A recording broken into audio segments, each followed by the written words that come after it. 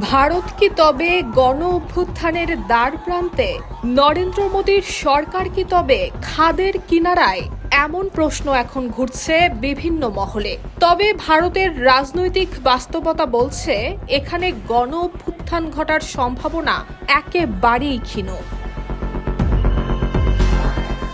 প্রথম কারণ ভারতের রাজনৈতিক কাঠামো। দেশটি একটি শক্তিশালী ফেডারেল গণতন্ত্র হওয়ায় কেন্দ্রের পাশাপাশি রাজ্যের নিজস্ব সরকার রয়েছে। তাই কোনো একটি অঞ্চলের আন্দোলন সারা দেশে ছড়িয়ে পড়ে না একই তীব্রতায়।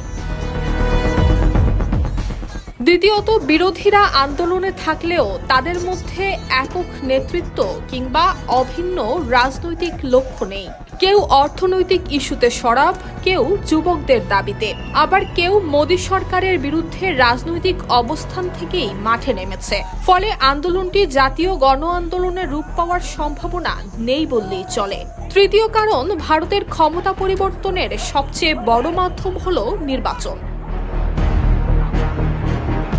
অসন্তোষ যতই বাড়ুক, জনগণের সামনে ভোটের পথ খোলাই থাকে। এর সঙ্গে রয়েছে শক্তিশালী প্রশাসনিক এবং নিরাপত্তা কাঠামো। কেন্দ্রীয় বাহিনী, রাজ্য পুলিশ এবং গোয়েন্দা সংস্থাগুলো বড় ধরনের অস্থিরতা মোকাবেলায় দীর্ঘ অভিজ্ঞ। তবে এর মানে এই নয় যে মোদী সরকার চাপমুক্ত।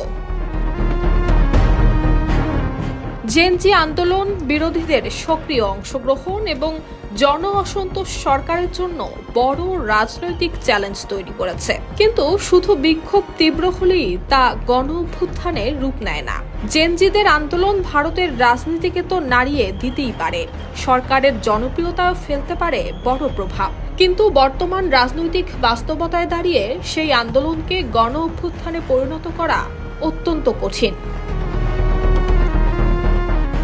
News desk, Bangladesh bulletin.